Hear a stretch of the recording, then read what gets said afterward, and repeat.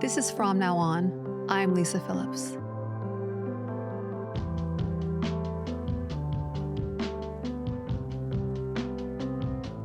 Just a heads up, this episode contains discussions of sexual assault, sex trafficking, and predatory behavior. Some listeners may find it upsetting. We encourage you to take care of yourself. Today, we need to talk about the media's role in exploiting women who courageously come forward to share their experiences with powerful people in entertainment and sports. This is a reality too often glossed over, a truth about the way stories of sexual assault survivors are packaged, twisted, and sold to the masses. When a survivor bravely steps forward to share their experience, to reclaim their voice, you'd hope for compassion, support, a collective acknowledgement of their resilience.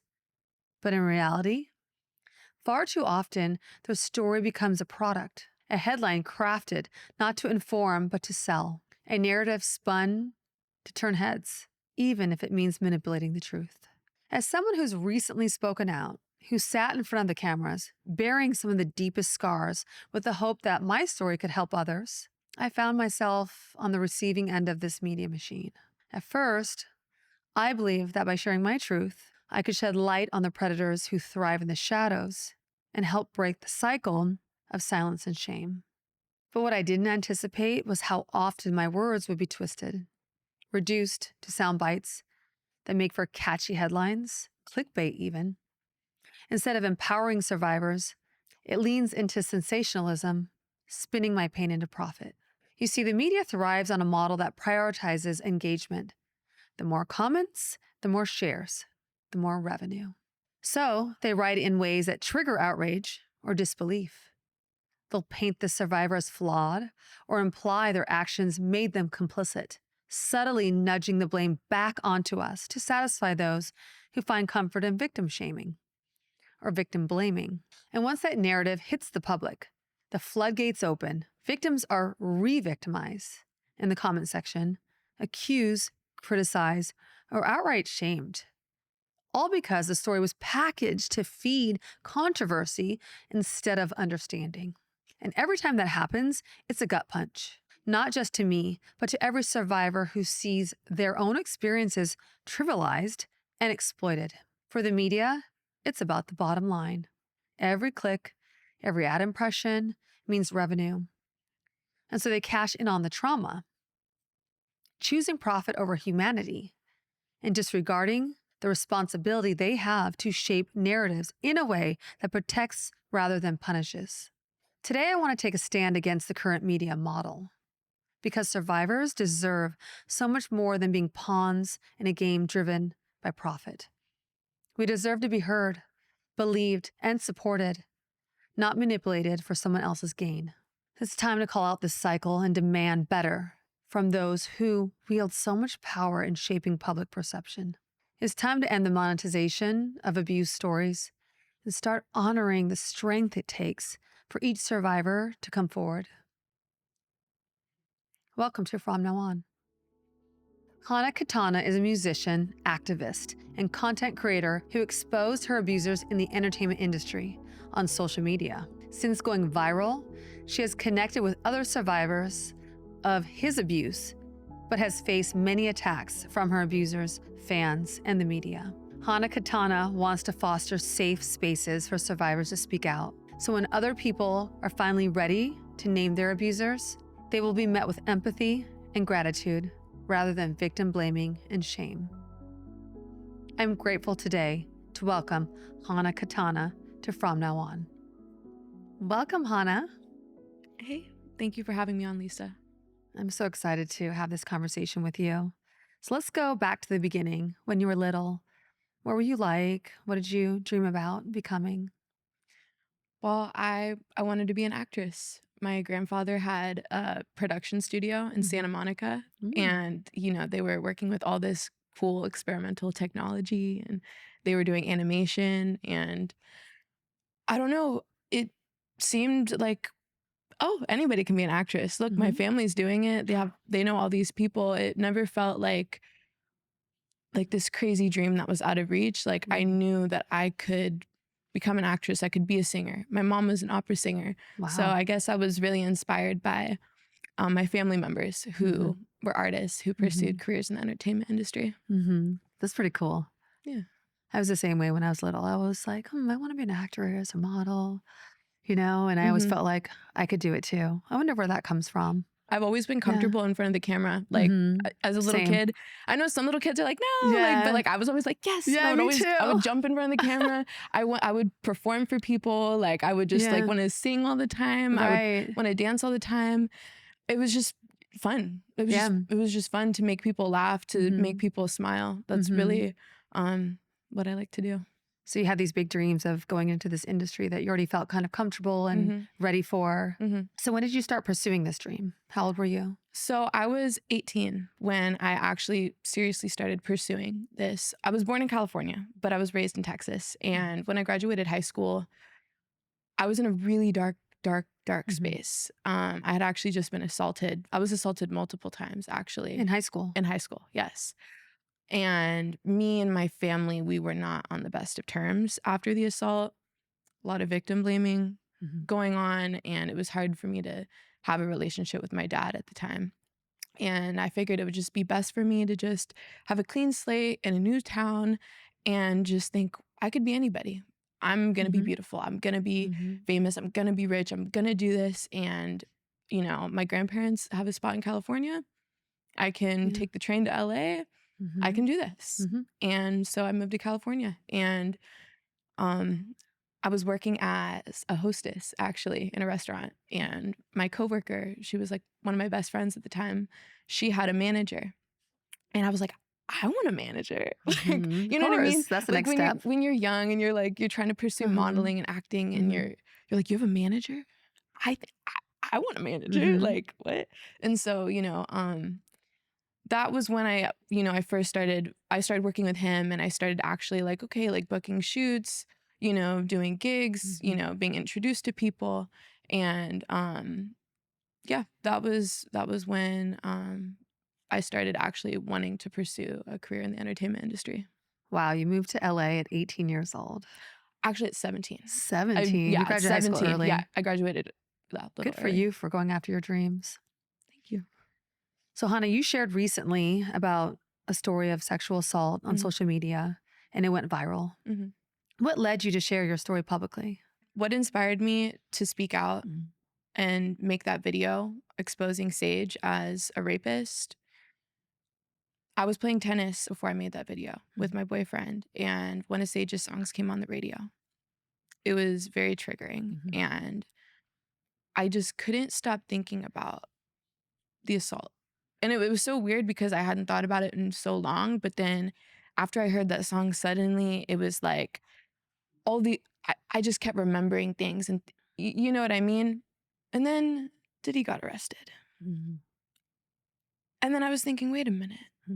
It is possible to hold these people accountable. And then I just started thinking again about my Sage assaulting me. And I just was so angry that I had kept all that shame inside me for so long. I wanted to give him that shame. And Diddy getting arrested, it was just like, okay, it can happen. Why can't I get justice? If Cassie can do it, why can't I? And I may not have the resources that she has, but I can say his fucking name. Nobody's gonna take my phone away from me and stop me from saying his fucking name right here, right now. And I was just like, why not? Literally, why not? And I felt kind of crazy. Like my hand was literally like shaking. I made a couple tweets before I actually posted the video, and I just did it. What was the response from the tweets? People were talking about Chris Brown, and they were like, oh, like when is he gonna like get exposed? Like why do his fans still condone this behavior? And I was like, I can't wait for him to get exposed. And I was like, you know what? I was assaulted at his house. And I said that because people need to know that abusers hang out together. So the fact that one of his best friends felt comfortable enough to assault me at his home, it speaks very loudly on the type of person that Chris Brown is. It says a lot. Because why do your friends feel comfortable sexually assaulting women in your home? taking their phones, making them sign NDAs. They have the NDAs already printed out, ready to go. Why? Right. That is an organized system of abuse that you have going on. Absolutely. And I just felt like I didn't care about the NDA. I was thinking like, you know what? Like, okay, like literally what is it? I don't even want to live in a world where justice is impossible. I really don't want to live in a world where justice is impossible. I would rather die. And I'm an activist. I'm on the front lines of protest. I have risked my life many times before fighting for other people's justice. So, oh, you want to sue me for an NDA? Like, you're not going to stop me from speaking out. You're not going to stop me from fighting for other people's justices. And you're not going to stop me from fighting for my own justices. Exactly. So I just felt like fucking NDA. And the thing is, if a crime is committed, everybody needs to know this. If a crime is committed, that NDA is not going to hold up. Hence why they made you sign the NDA. Exactly. So I really wish I would have known that back then. But, you know, it's time. And I'm glad that I spoke up now when I did, because I don't think I was ready to. So you took it to Twitter. Well, you took Twitter first, then you took it to TikTok. Yes, Twitter first. People, when I said that, people were kind of like, huh? Yeah. Because it's just like random. I don't really talk about my personal life that much on Twitter. It's more just like activism, election stuff, like, you know, talking about justice for other people. I never really talked about situations where I had been wronged, but obviously the reason why I'm so passionate about trying to get justice for other people is because I've never known it myself. And I feel like a lot of people can relate to that. But people were like, wait. Yeah, what happened? Huh? Yeah. It just all started coming out, and I don't know. Yeah, once it starts flowing, it just keeps going. And I didn't want to stop it. No. I remember just shaking like while I was making the tweets. Like I'm just like, am I fucking up? Am I doing the wrong thing? And I'm like, but it's the truth. And isn't that what I stand for? Yeah. Isn't that what I always talk about? How we need more truth, how the truth needs to be spoken. So I'm going to say my truth. I know what happened. I was there.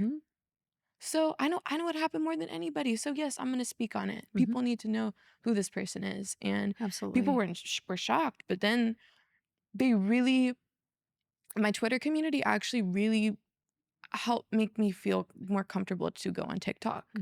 It's like a lot of like leftists, communists, just like social justice warriors, other survivors. Like there were already people that kind of already knew how to treat survivors when they speak out. Yeah, it's not as judgmental as TikTok. Yeah, exactly. They really were not as judgmental. They were very kind to me. Of course they were confused, but then when they realized, wait a minute, oh my God, this is fucked up. Yeah, what is she doing? then they really like stepped in to help me. And then that's when I was like, yeah, like I need to make a video. I need to make a TikTok. I need to like make just like have a video in one place that's just kind of like my testimony, because I'm just like making tweets all here and there. I just wanted one place where you can just, okay, this is what happened. And I made the video, and I was not expecting it to go that viral. I saw you from that video. Wow. Yeah. It was very powerful. So how did you feel after making him? Started feeling more and more power? I felt good. Yeah, you feel good? I felt good. It felt like you're taking your power back. It felt like vomiting. I know this sounds weird, but like you feel it's you're releasing. You feel like it's like fucked up, like talking about it. But then like it's like once you purge yourself of that like the shit you don't need inside of you, it's like you feel better, and you're like, okay, like I needed to do this, and it felt like you can't stop yourself from like throwing up. What are you gonna do? Swallow that throw up? No. And I know that's like a disgusting metaphor, but like it makes so much sense. But choking back, like it felt like I was just swallowing throw up all these years. Yeah. And now I'm fucking getting it out. Getting it out. And like, then the shame is coming out too with it. Yeah. And the healing. Yeah. And I was like, why would I feel shame about any of this? He's the rapist. Yeah. He's literally a serial rapist who sodomizes women and girls. The most disgusting thing you could ever possibly think of. Like it literally makes my skin crawl. That's why you feel like throwing up. That's exactly. And because it's that realization of it. When I realized, thinking back as an adult, oh my God, he's done this to other people. He had that document ready for me to sign saying that I consented when I didn't after he assaulted That's so me. dirty. That means he has it down to a system. Oh, he for knows sure. what he's doing. Yeah. He's done it to other people. Like, let me do this, and then you're going to sign this and be silent about it. Exactly. Expecting you to be silent about it. That was the biggest thing that made me want to speak up, because I was like, oh, he's hurt other people and I need to find them. I need to find out who else he's hurt, and I need to stop him from doing this to anybody else. And that was really like the tipping moment when I was like, okay, we're making this video now. Yeah. So you I'm got like me a riled ranter. up. Like, this is so good. Yeah, but you found a power within you. Yeah, to take it back. It felt really good getting it out. It felt really good, being able to connect with other survivors, build that community with them. That's kind of the glue that holds it all together. 100%. It wasn't until I connected with survivors too, where I felt like I needed to speak out. It was coming from that support. No, it really means a world of difference. And it was interesting because it was other survivors that really knew how to talk to me and knew how to treat me. And it's really beautiful to see that there is this community of survivors that has been in the works for a long time, that people have been, nurturing for a long time. And it's like, y'all were here. Y'all were here to just like catch me when I was ready to speak out. And I want to add to that. Yeah, and I want to help catch other people when they're ready to speak out. Right. And I understand why people don't speak out initially. I understand why why some people don't make a police report right away. I understand why you don't get the rape kit right away, because you just want to take a shower. You just want to take a shower. Yeah, those are all the things people say you're supposed to do. Exactly. But in the moment or after it happens, those aren't the things you're logically thinking about doing. And it's like, if you can do that, great. If you're like, yes, I'm going to make that police report, I'm going to make that rape kit, I'm going to do it. If you can do that, that's amazing. Right. But not everybody can. So how have you been since going public? I've just kind of been honestly disassociating a lot. Like a lot. It's a common thing. I feel good. I feel good finally getting that truth out, but it's just like, it's too much too. It's like the healing's never done. You think, oh, I just need to do this and then I'll heal and then I can heal. But it's like, oh, this just reveals more that you have to work on, more that's happened. Like, I mean, even just with the domino effect of you reaching out to me has been, I kind of felt like, okay, like, I'm going to connect with other survivors of Sage. We're speaking out about him. We're doing this, but I've been abused by a lot of other people, not just Sage, but it's just like, how do you speak out about all those people at once? Right. Wasn't that what happened though? I reached out to you about Sage. Exactly. Because I was furious watching your videos and what you were talking about. And then you went on my page. Exactly. And you saw the other survivors that came on my show. And you're like, wait a second. Hollywood KP that Ariel talked about, he assaulted me. And I'll say it with my chest. I really was not expecting to like talk about another abuser so soon, but just, I don't know, it just like you reaching out to me, and then I'm just like, okay, let me look at her page to see the videos that she has. Like, let me learn more about her podcast. And then I see Ariel talking about KP and I'm like, wait a minute. This is the same guy that assaulted me back when I was 18 too. But you didn't put two and two together back then. Back then I knew that he assaulted me, but I never thought that he could have trafficked me. Oh, okay, I never thought that he could have done that. But after I watched Ariel's videos, I started thinking about, oh, wait a minute, this experience I had with him and his friends. Wait a minute, this night, and I didn't remember anything. You didn't remember the roofies, wait a minute, and I told my friend I thought that I might have been drugged, but I wasn't sure. And then I started talking to all my friends that I knew back at that time, trying to put all the pieces together. So that's kind of where I'm at. Like, I'm literally still trying to remember things. And so I guess that's kind of why maybe I'm just disassociating constantly. Like, I'm trying to remember things of that time. But that's a normal thing when you're going through. I disassociate a lot too. So I understand that, but you may not have known what exactly happened because, you were roofied, if you were drugged, you don't really know until you heard other survivors saying, no, I was drugged by him. And So yeah, that's kind of been what I've been thinking about, because I want to know what happened.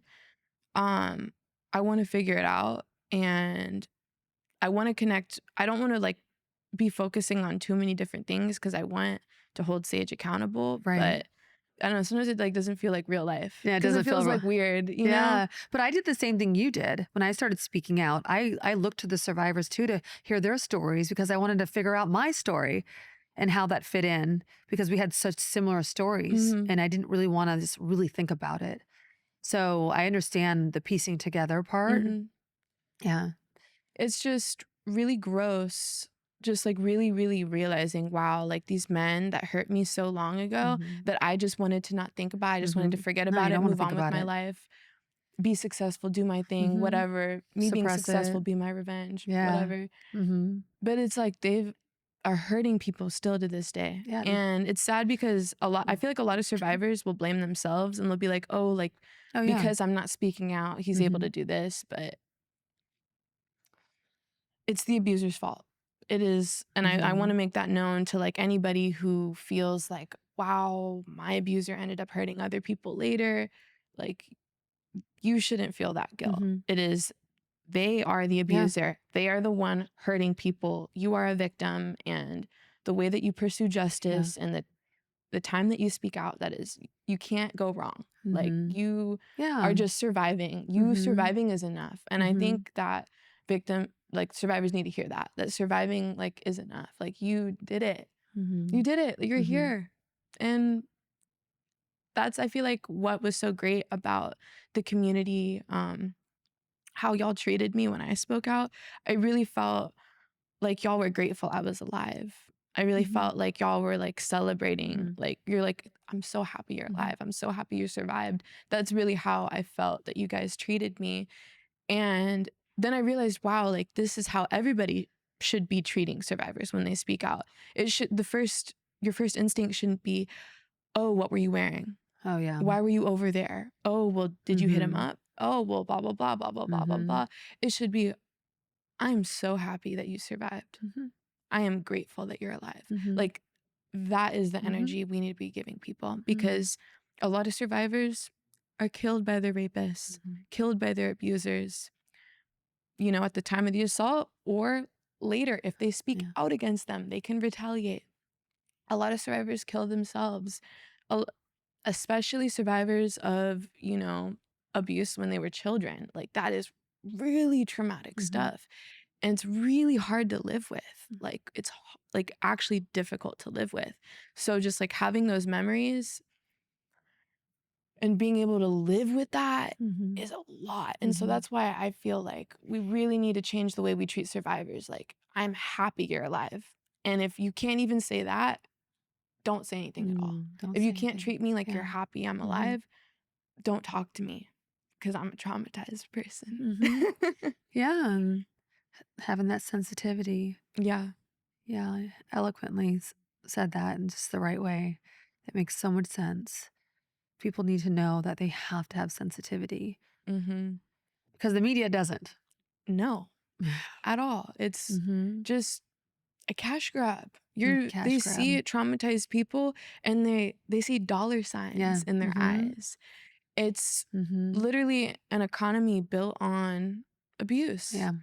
And I don't understand why there's so many people that are able to profit off trauma and get away with it. Yeah, you were talking about how the media plays a role. Yeah, I figured that out too when I was doing interviews, and every time I would read the article, I was like, I didn't say that.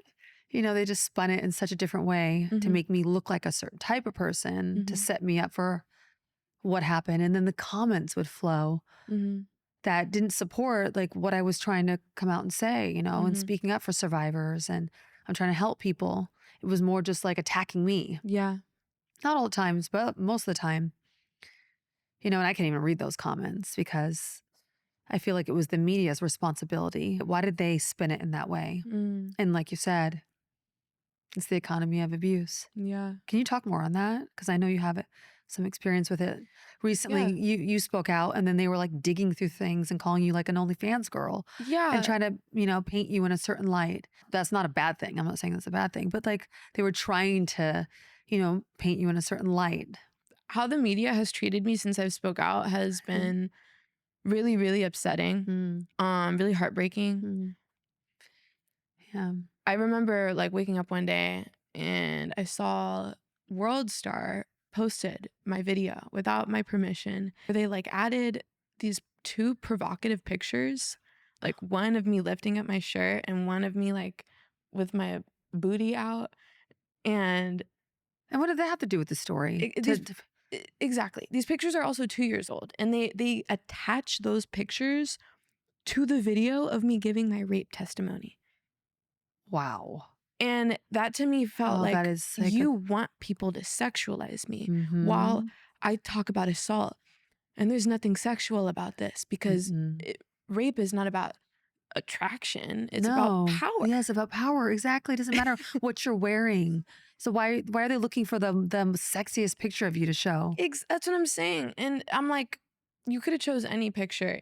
And the thing is, I couldn't even find these pictures. Where do they even I was like, find where them? did they find them? I'm like, they had to dig through my social media to find, and then that creeped me out that they were digging through my social media to find the most provocative picture to attach to my rape testimony. Yeah. It just made me feel gross. It is. And it made me feel like naked in a way. It felt violating. It did feel violating that they did that. And it's almost like, you can tell your story, but we're going to make it seem like you deserved it. Exactly. Yeah. And it's sad because it's like, you can be naked. You can literally, I could be wearing nothing. I could go walk down the street and I still don't deserve to get raped. No, exactly. Right? It made me feel sick because I knew why they were doing that. I knew why they called me OnlyFans girl. The thing is, I don't use OnlyFans anymore, but it also doesn't matter if I do or if I don't. No. I knew that they were calling me OnlyFans girl because that's a way to paint me as this little slut who deserved to get raped. That's really what they wanted their followers to think when they read that. And that was just disgusting to me. And well, it's for headlines. Horrible, and were there comments? Like, the people in the comments are so, I don't know. They thought that I was the one who put those pictures on the video. They want them to think that. And they were just, the thing is, like, they said things like, I think you would get banned if I were to say these things like on your show. That's how horrible they were being. Well, it's also fans of these rappers, yeah, just want to not believe it, or they believe it and they don't. Well, that's the thing. People are going to believe what they want to believe. People are going to they want to support them. Yeah, they're going to believe who they want to believe. And it's like, who do you want to believe? You're this legendary musician, songwriter, singer, or this OnlyFans girl, this worthless, trashy porn star. The thing is, the crazy thing is, people in the comments were thinking I was a prostitute. And I was like, how? And where did they get that from? That's what I'm saying. Like, how does this even happen? And it's almost like, oh, because they're saying, oh, you want money. You're doing this for money. Yeah, well, I don't know where As they if got people come out and talk about this stuff for money. I don't know where they got the prostitute thing, but I know that that they probably wouldn't have assumed that if they hadn't been like making that to be the super sexual person. Like, I used to be a preschool teacher. Yeah. You're not going to say preschool teacher. Why didn't they find that picture? I have a children's book. You're not going to say children's book author exposes Sage the Gemini of rape. Oh, no. You're not going to say that. You're going to say OnlyFans girl. Even though I don't even use OnlyFans anymore, but I still have a children's book. That's very interesting. Even though World Star has posted my music videos before as an artist. Oh, really? Yeah, I'm a musician. So they have a relationship with you. Yeah, that's another reason why it hurt to see them do that, because it's like, oh, y'all posted my music video before, but you're gonna call me an OnlyFans girl before you call me an artist. And I don't even do it anymore, but I still make music. It just feels, I can see why it's really upsetting. It just feels gross, and I just see it constantly with these men calling, oh, OnlyFans girl, OnlyFans girl. It's just really gross. I'm sorry. You don't deserve that. Thank you. But yeah, and I don't understand how this is like normal behavior, how were so confident that this is just okay for them to do. Like, and that their fans see nothing wrong with it. It just exposes this like cancer in society, and it's rape culture. Yeah. It's rape culture, how the media will jump to protect an abuser, and they'll treat the person speaking up as the person who's on trial. It makes no sense. That was like when I did an interview for USA Today, and the first line was like, Lisa wanted to be a famous model. But I never said that. That wasn't even like my goal, and they were already setting it up to, this ambitious girl that she got tied up with Jeffrey Epstein because she wanted it. And something I don't like is people also act like these young girls who are like, oh, I want to be an actress, I want to be a singer. They're acting like they deserve to get assaulted exactly. That's for what I'm having these saying. dreams. I don't like that, because why are we not talking about the person with the power here? The older person who has money, power, influence, and they know that they're using that to reel people in, and they know they're selling people dreams that they're never gonna grant. So it's like, why are we shaming these young women when it's like, don't we all love music? Don't we all want to have money? Don't we all like want to be loved? Have Don't we all want to be beautiful? Yes. Don't we all like, there's so many people like this, but like, you don't deserve to get raped because of that, because you have big dreams, because you grew up seeing all these beautiful actresses and singers on TV, MTV, and you're like, wow, I want to do that. Doesn't mean I want to get fucking raped. Like, no, doesn't mean you have to take advantage of somebody. Exactly. And I don't know. It just is very cruel how it's like, it feels like nobody cares about 18-year-olds. Nobody cares about the people in that, like, those vulnerable years, like where it's like you're like technically legal, but it's like you still are a teenager. Literally, in mind, in body, you are a teenager. Well, 18 to 24, 25, your brain doesn't fully form till you're 25. Exactly. Or they even say 26. So, and they know that, the 18 to 24 range. When my prefrontal cortex finished developing, it felt like, oh my God. Yeah, completely different. You're thinking about all the, and I posted that video on my birthday. My birthday was September 17th. And on my birthday every year, I always kind of reflect over my life. So I think that might have been another added reason why I posted that, just because, that makes sense. Thinking about like the song, thinking about all these memories, thinking about, Diddy, thinking about just like and my you're life. emotionally mature enough to handle it. I'm 26 now, and my brain feels like I'm not gonna victim blame myself so easily. I'm not as easily brainwashed as I was, back then. And but these guys brainwash and go after women in their 30s and 40s too. Yeah, they do. Yes, they do. It's not just 18-year-olds. 100%. And the thing is, and I have friends that are literally in their 40s, and they're still trying to manipulate and abuse and groom. 100%. And the thing is, anybody can be brainwashed. Anybody can be manipulated. Anybody can be coerced. So we need to put the emphasis on holding these abusers accountable, saying, hey, you shouldn't coerce people, you shouldn't manipulate people. It's fucking exhausting trying to think, how can I not be manipulated? How can I not be coerced? How can I, if this guy is asking for my number, how can I get out of this situation and like protect myself? I know. We're constantly thinking of all these different ways to protect ourselves. And these abusers just get to float through life. And nobody's telling them anything. Nobody's making them feel uncomfortable. Nobody's making them question anything. They're living their best life. Literally, they are living their best lives. That's probably what was the trigger for you, playing tennis, hearing that song. And it's like, wait a second, they're just living their life, singing, and doing their thing. And then nobody knows that they're out there abusing all these women. I went and I looked at his discography later. And I'm like, oh my God, he's been making music for all these big artists. He's been writing. Oh my God. Living the life. He's just been gaining more power, gaining more influence. And I was like, people need to know who he is. People need to stop supporting him, because people don't realize, like, you have power as a listener, as a fan. You have power in who you choose can turn it off. to listen to. Exactly. These artists are nothing without their fans. Nothing.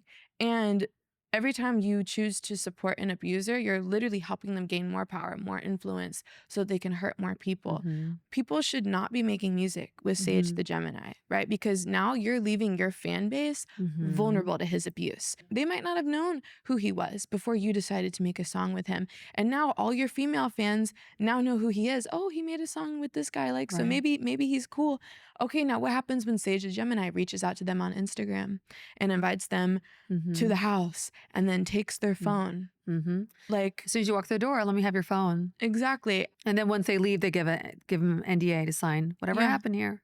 Or they actually give it to them before they walk into the house. I remember, so there was an NDA, but there was also, he said this was a document for to say that I consented. So it was like, oh gosh. and the thing is, this is gonna sound so stupid, but like I barely even read it. But if Because someone it's consents like- to sex, you don't have to sign a document saying you consented. And also, it's like, I was just raped. Am I really I know. gonna sit here and read? Oh, let me know. read the fine print. Yeah, Like, exactly. It's like, I want to get home and I want to take a shower. know. I want to get home and I want to take a shower. That was And all you I just could want to think get out about. there alive. First of want- all, you don't know what's going to happen if you don't sign it. Exactly. That's And scary. That's so scary. That's another thing. And something that never really is talked about, how transportation can be like a means to like sexually assault people, and you can hold that transportation over their head, Right. because people just want to get home. I've had people reach out to me telling me, hey, yeah, like I had an experience where like a guy wouldn't take me home unless I did this for him, and I was just like, Yeah. what? Or book your Uber for you. And you have no way of getting so home. people feel pressured. I've heard of that too. I didn't realize until I spoke out that other people have felt that pressure, like that they had to do certain things Just to get out of the situation. just to get Just to home leave. safely. I remember at the time I blamed myself. I felt like so ashamed. I was like, I should have fought harder. I should have never signed that. I should have told him to his face right then and there what I thought of him, what I knew he did. And now I look back and I'm like, I'm glad you did that, because that could have saved your life. Yeah, absolutely. No. Because that's technically like a fawn response. Nobody sticks up for themselves in the moment, though. It's really hard to, because you don't know how they're going to respond to it. Exactly. You know? He's literally like a 6'5" giant dude. I'm in Chris Brown's house. Yeah, exactly. Wait, is Chris Brown gonna save me? They have all the power. Like, who's gonna save me? His rape butler who brings out the No, because NDA? he's well aware of what's happening. It's just really annoying when people are like, oh, well, you should have done this. Yeah, you should have ran out of there. I would have done this. You should have slapped him. You should have ran away. Like, come on. Like, you don't know what You could have should run have away been and they probably would have grabbed you down the driveway and made you sign something then. Yeah. And it could have gotten really ugly. These celebrities also kind of, sometimes they live in like isolated areas. They literally brag in their songs about like not having that many neighbors. Like that song with Rick Ross where he talks about putting the Molly in her champagne or whatever. Yeah. And then later in the song he brags about, oh yeah, I don't got no neighbors. Yeah. Like people, you can scream, nobody's gonna hear you. Exactly, but a survivor is instantly gonna hear that and think from that perspective. But other people aren't thinking about those kinds of things. But survivor, imagine one of Rick, I don't know what Rick Ross has done, but he did sing about that. So me as a survivor, I think, oh, if he has hurt anybody and they heard that song, imagine how traumatizing that would be to like hear him bragging about, oh yeah, look what I did. Oh yeah, and I don't got no neighbors, so she can't even scream, she can't even run. Like, huh? Yeah. And there's, I wonder why you're saying that. Have you ever thought about that? And the thing is, Sage, if you go and look at his lyrics, they're very misogynistic. He says a lot of really horrible, evil things. He even has a line in a song that's talking about sell a hoe like car insurance. What? Oh, really? What do you mean by that? Like literally so many really scary lyrics. It's disgusting. Really disgusting, dehumanizing, degrading lyrics towards women. And you'll find that a lot of these people that are making music like that are doing things in real life. And we should take accusations seriously, especially from people that are making music about abusing women. Like, I just don't understand why there's people that were so quick to defend him, because he saw what I said and he posted on his story. So what happened with that? I didn't even know that he responded until I saw all the news outlets covering it. Really? So the news outlets didn't cover it till he responded. The news outlets only started covering it when he responded. So how did he respond? Like, so he said, he posted on his story and he said, the only people she ain't lying to is the police, because I made a video that said I hadn't gone to the police, because people were like, oh, well, if he really raped you, then you would have made a police report. And I was like, but you did make a police report later. Later. I didn't make a police you didn't report. go right away. So No. that's their whole MO, to say you didn't go right away, so nothing happened. Yeah. That's not what happens, though. Yeah. Most women don't go right away to the police because they're scared. It's hard. Yeah. And also, when I was younger, I did go to the police right away. I did the rape kit. I had the evidence and nothing happened. So after... when you were younger, you did go to the police, and when I was 16, nothing happened from I it. was a child and I was assaulted. I got the rape kit. He took a video on my phone of him assaulting me while I was sleeping. Ugh. I had a video. I had everything you could ever need. And it still wasn't enough. Oh, so of course, years later, you don't go to the police because you know they weren't protecting you. Of course. Why would I? So people don't understand like the backstory with things. I'm taking that shower. sorry, babes. I'm Yeah, not good. doing that rape kit. I'm taking the fucking shower. Yeah, and I understand why you did. And yeah, so that's why I didn't go to the police right away. I just wasn't ready to. It just was too much. That the other assaults were too fresh. It was just not. Yeah. It just wasn't the time. So And it's funny that he spoke out about it. yeah, so He he didn't said just ignore it. he said the only people she ain't lying to is the police, because he thought I had never been to the police. He never said, "Oh, I didn't do it." He never said I didn't do it. Yeah, He that's never funny. You never said, "Oh, she's Exactly. lying. I didn't do it." Exactly. And then He's kind of saying like, "Yeah, I did it. She didn't go to the police. I'm getting away with it." He's kind exactly. of toying with you, Exactly. It felt like he was taunting me. taunting you. Like he was yeah, that's a getting total cocky. taunt. He knew he could get away with it. He's like, Yeah, that's how they think. They all think they can get away with it. It felt like a joke. Like he thinks it's a joke. He's literally. I'm like, do you not realize how serious this situation is for you? Yeah, but even P. Diddy was getting away with everything until the video came out with Cassie. It wasn't until that video came out. He was going to Exactly. get away with everything, because there's no proof. You didn't go to the police. You didn't do this. Exactly. Yeah. And the thing is, I was never even going to talk about making a police report, because you're not supposed to. Yeah. You're not even supposed to talk about that kind of stuff, because it could backfire. It could backfire. Yeah. But the thing is, the LAPD ended up selling information about my report to TMZ. Oh, you're kidding me. And then in the TMZ article, they linked his response to my video in that article, which then exposed me as the person. So it doesn't say in the article that they sold that information, but it says LAPD sources say. And the thing is, the LAPD sources aren't saying this for free. TMZ pays for this kind of information. I know they do that. And I was watching the Chris Brown documentary the other day, and they were talking about how the cops leaked the picture of Rihanna to TMZ. And then I started realizing, wait a minute, TMZ has a fucked up relationship they with sure do. The economy of abuse. Exactly, the economy of abuse. Why are people profiting off of my trauma? And it really Rihanna's trauma. It made me feel sick to my stomach. Doesn't matter who it is. When I saw the TMZ article. Yeah. Because I was like, wow, I thought we weren't supposed to talk about me making the report. I was going to keep it secret and everything.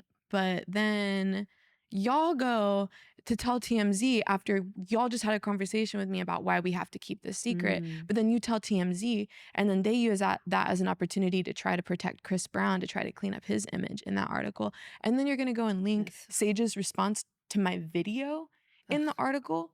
That's so disgusting. It was just very weird. And it's so bad. Some of Sage's other responses, he was like, when I broke my bones, I went to the hospital right away. Oh, yeah. It's a good comparison. You're so genius. What an idiot. I'm sorry. Just so stupid to say something like that. No, but how could you even compare that? Breaking a bone and being raped. It genuinely left me speechless. When I saw that, I don't know. That's why I've just been disassociating so much, because it's just so many. Dissociate, I know. It's so many. It's is this real life? This is so fucked up. It's the Twilight Zone. And then you have all these media outlets protecting this person. You have all these powerful people protecting this person. He knows he's being protected. Why? Yeah. What? Because y'all are making money from this. Some people are profiting. People don't do things for no reason. So, yeah, his responses were very unserious, very disturbing, felt like a taunt, and showed me that he just really is confident that he's not going to get in trouble. And he's confident because women have made reports about him before. I'm not the first one. Oh, really? I'm not the first one. Did the police tell you that? No, or did the girls did. Oh, they reached out and said, I filed a police report too? Other survivors. Wow. I can't say anything about them, but people have made reports about his abuse. Even recent victims have made reports. And guess what the reoccurring theme is? What? Lack of evidence. Lack of evidence. Lack of evidence. Because it's premeditated. When is there ever evidence anyway? And this is, in all of these cases, it's premeditated. And they try to go after him. Oh, lack of evidence. And then they sue him. And one of the people sued him. Oh, they did? Yeah. And I think the case quietly settled, which is how it always happens. Good for her. And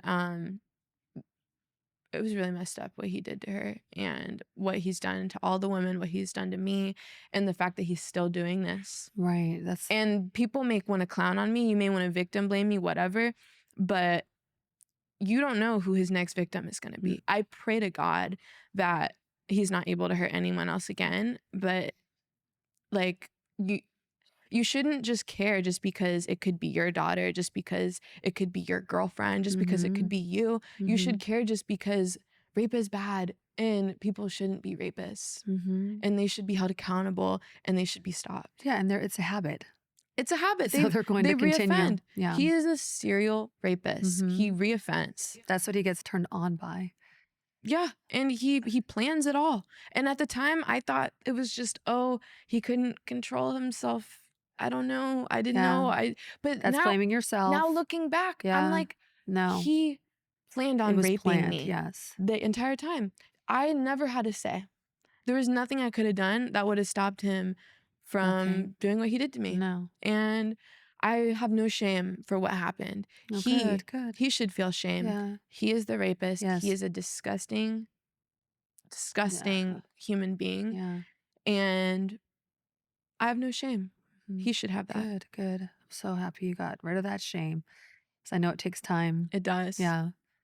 It does. I mean, like when something that disgusting is done to you, it's hard to even feel beautiful. You know? Yeah. Like you literally just want to take just live in the shower and just like scrub until your fucking skin is off. You want new skin. Yeah. You literally want to crawl out of your skin and get new skin. And you want, I don't know, and maybe I have new skin, and maybe that's why I felt you do have new skin. Comfortable enough, you know, to speak out. But it's just really hard living in your own body after being assaulted. It's just fucked up, you know?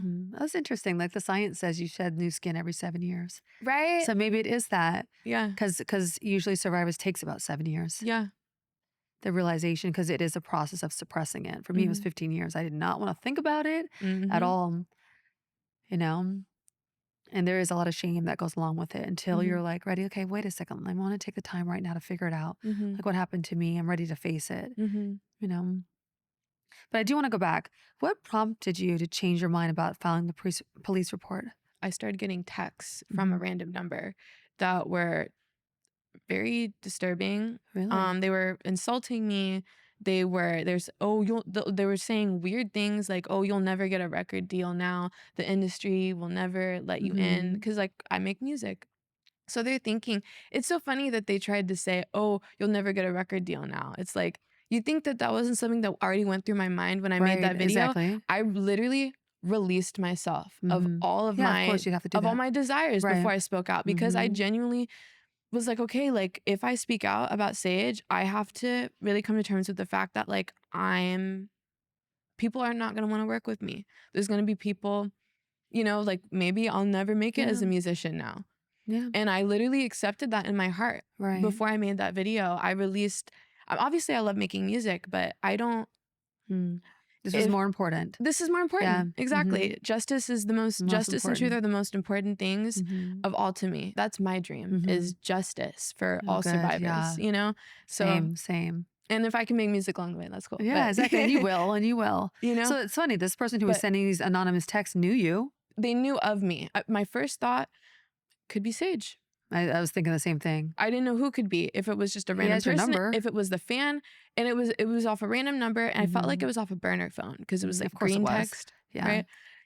And they were saying really horrible things, just not trying to take shots at my looks, trying to say I was like ugly, trying to say just horrible, just really mean things, trying to silence you. Basically, and they were also like, "Oh yeah, Team Breezy, we're gonna get you." Like, what does that mean?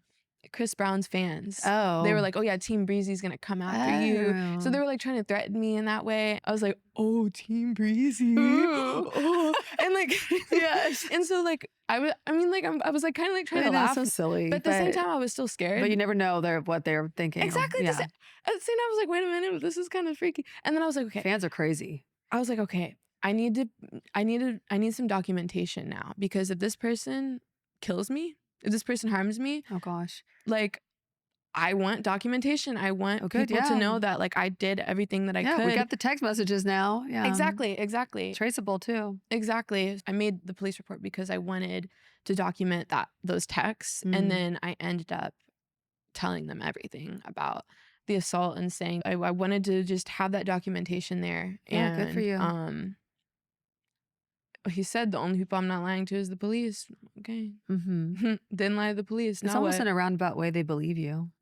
You know, because if they didn't, it's nothing, then they wouldn't even bother. Yeah. But they know you're telling the truth. They're trying to silence you or scare you. We've had people that have tracked that number and we're still looking into it. So I don't want to like say too much. Well, let's talk about the clout chaser and the gold digger comments you've been receiving. It's absolutely absurd that people are using that talking point while they're institutions that are clearly profiting from trauma and abuse. Can you speak on that a little bit?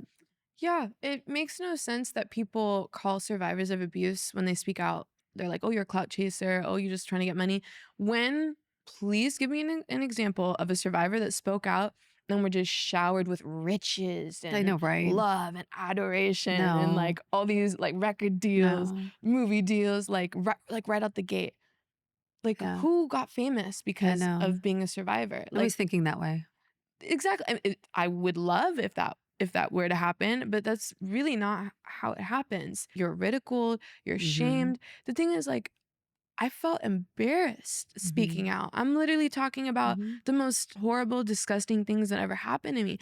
Like, I felt disgusting talking about it. I felt like I'm kind of embarrassed.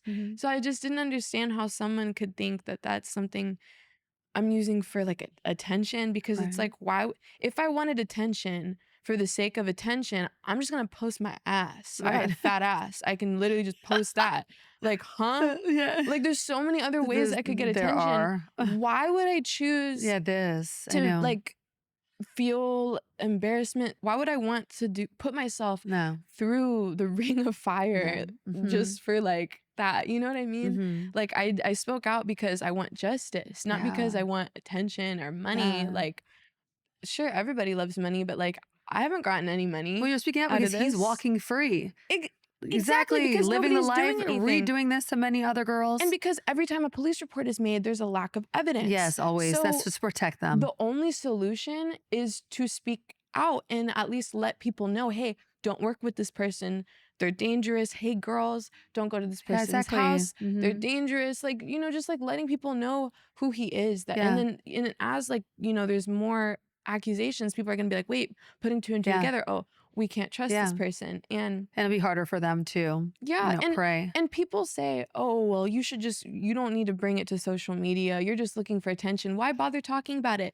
Really? When people speak out on social media and they name their abusers, the other survivors step forward. Yes, they do. And often, only when the other survivors step forward is there going to be justice. Exactly. Because then it's not just all these isolated incidents. We're able to be like, oh, there's a pattern of abuse. And there's 10, a system. 20, 30 come forward. It goes to hundreds sometimes. Exactly. I really wouldn't be surprised if it were that many people, honestly. I really wouldn't.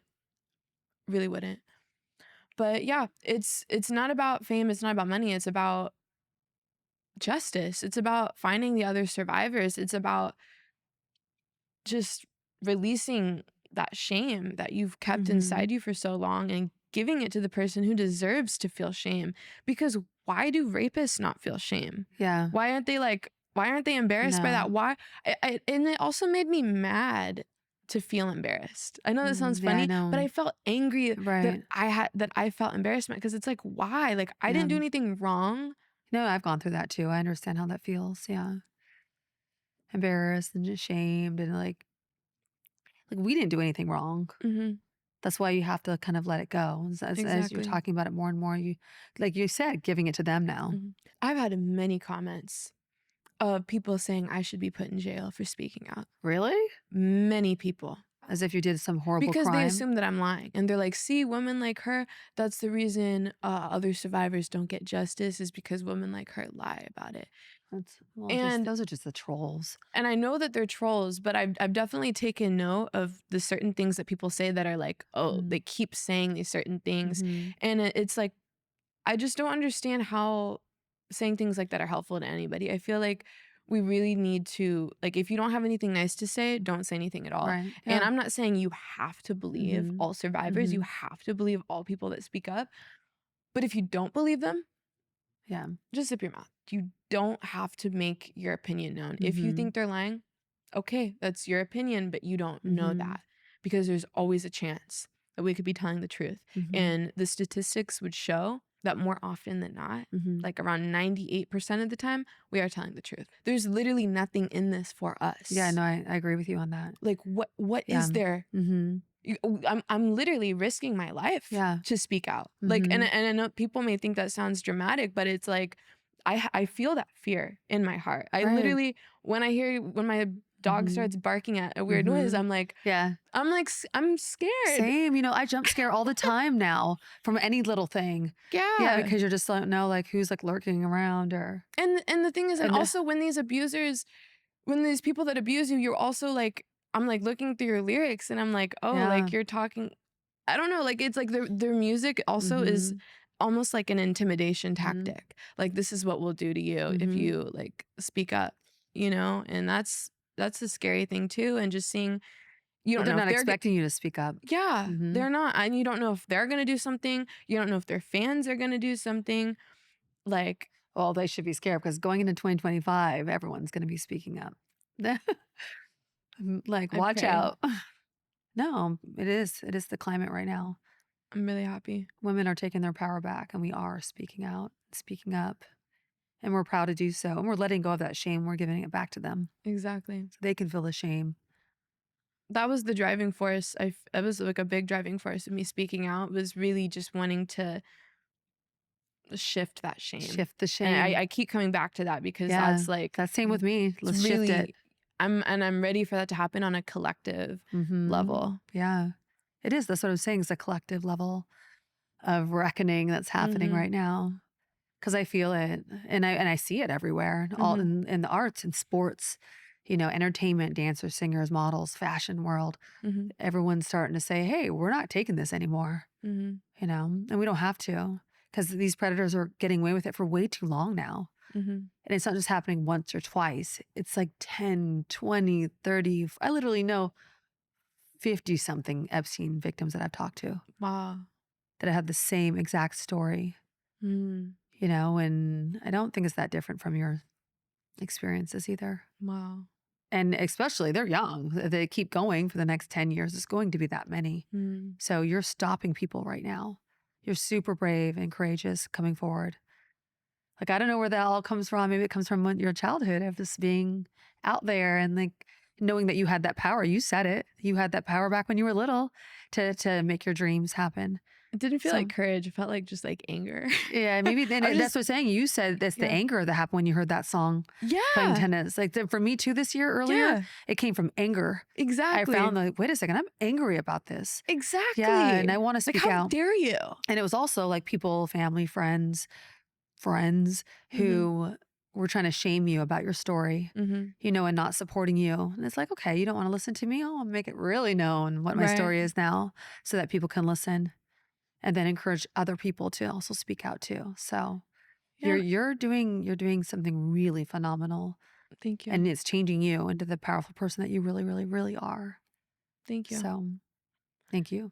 Yeah, I'm just, you know, I've never been afraid to talk about, you know, taboo topics because I want to talk about things we're not talking about. Because how are we going to figure it out? No, how are we if going to we don't figure want it to out? talk about it? If nobody wants to even say the word rape, you got to say grape on TikTok. I know you say grape. I didn't say grape on TikTok. When that video went viral, I said he raped me. Good for you. I really do believe that we should be able to say the word. Yeah, and they didn't ban it.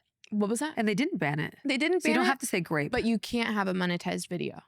Okay. If you're saying it. Okay. So, and my account isn't monetized. Yeah. So I think that's probably why I was able to. Did you hear that, naysayers? Like, it's not monetized.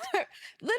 Yeah. It could have been, and you could have made a lot of money from it, but that wasn't the point. I could have made thousands of dollars off that video, but my account wasn't monetized because I wasn't thinking from a space like, ooh, let me plan this and so I can make the most money possible. Like, Like, that's not what I'm thinking. Like, it's literally, it was all organic. No, it comes was, from. I woke up on my birthday. I see Diddy getting arrested. I already have all these thoughts of Sage, and it was. Yeah, no, it was time. That's why I kept it was saying just it's time. I literally, and that's what I kept telling myself while I was getting ready to film the video, because I was like, okay, I gotta brush my teeth. Yeah, like, brushing my teeth. I was like, it's fucking time. Like, it's true. That's how I felt too. Yeah. In like April, May, I was like, oh, I'm doing this. Well, at first I was saying to myself, I was like, fuck. I was like, Yeah, because I was like, fuck, I have to do this. There's no turning back. And then I didn't like that, like, that was like my mantra getting ready. Yeah. That I was just saying, fuck, like, to myself. Yeah. And I was like, okay, what's like a better mantra I can tell myself? And I was like, it's time. So then that's what I just kept telling myself getting up. I was like, it's time. Yeah. It's time. Like, Time's let's do up. this. And then, and that is how I feel. It's time to say their names. It's time for survivors not to be treated like shit when we speak out, and to actually be celebrated for the courageous human beings we are. Like, tell us you're happy we're alive. I'm happy you're alive. And Thank you. It breaks my heart just to think about anybody that could have treated you negatively when you've been through so much. One of the most traumatic things somebody can go through. And you should be treated with nothing but just kindness and compassion, in regards to your story and your experience. Thank you for saying that. I'm really grateful that you're here. Thank you. A lot of times we just need to hear that. Yeah. And same to you too. And just you creating this platform, this safe space for me to tell my story, and, letting me come here and talk to your audience. Like, you are somebody who's been doing the work to try to create safe spaces for survivors like me. And so I'm just so thankful for that. And I'm ready for, more survivors to speak out, and that you're able to catch them like you got me. That's the whole idea. As we do speak out more and more, it doesn't enable them anymore. They just can't get away with this anymore. They need to be scared. No, they're going to be scared. Trust me, it's coming. Why are you acting all cocky on your Instagram story? Like, you understand the situation that you're in right now. Yeah, but it's like, not you're just the women exposed. speaking out, though. Look at all the other rappers that are speaking out against Diddy and others. They are speaking out too. And Kat, like the comedian, who was like, oh, it's going down in 2024. Well, I saw that video. I was like, he gave me so much power, because he was a man speaking out against people he probably shouldn't be, or it could be his friends. It's interesting, because I remember that video coming out, and I remember at the time, like, the one with Kat. When I first saw it, I would have never imagined that I would be speaking out about Sage. Yeah, same. There was just so much shame around it. I just felt like I didn't want to talk about it to anybody. So it's just this time last year, I never thought I would be sitting here right now talking about it and sharing the story that I have the last few months.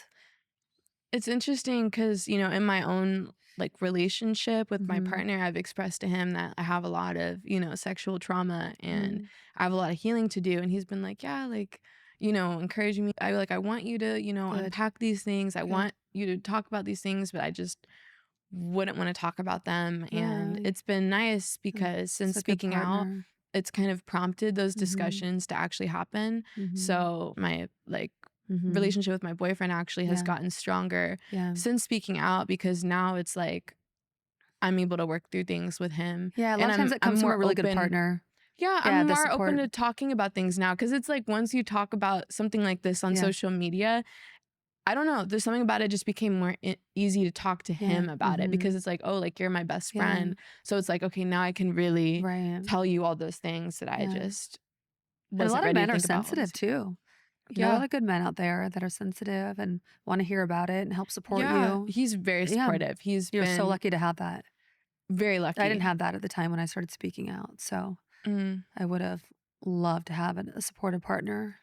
I think it makes all the difference. I've had partners where, because like I said, I've been sexually assaulted before. I had partners that responded horribly. Yeah, same. Yeah. And they literally, they'll victim blame you too. Yep, and I had a partner that was like disgusted with me, like saw me, and that hurt. And that hurts. That hurt, Yeah. because it's like I already feel disgusting. Yeah, What happened was exactly. disgusting, and now you're looking at me like I'm Yeah. disgusting. Yeah, and screw you. So to have like my partner not look at me like I'm disgusting and love you anyways.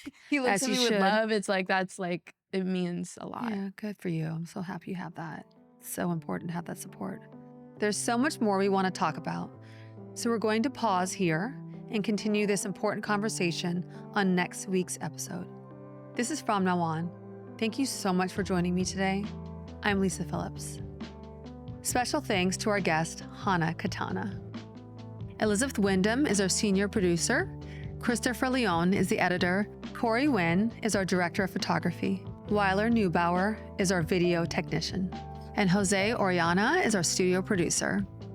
Our theme music is Many Worlds by Memory Theory. If you have any thoughts, questions, or stories about your own views on topics discussed on From Now On, email us at fromnowonpod@gmail.com.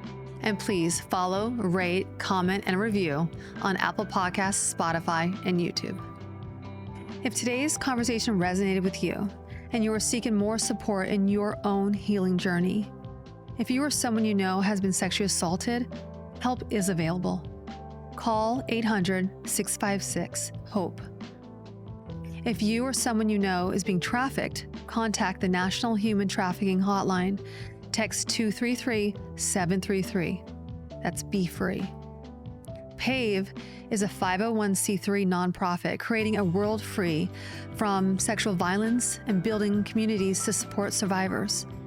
To learn more, go to shatteringthesilence.org. Speak Out, Act, Reclaim, SOAR, is dedicated to providing a safe and empowering space for survivors of sex trafficking to reclaim their stories and stand up for themselves and each other. That's www.speakoutactreclaim.org.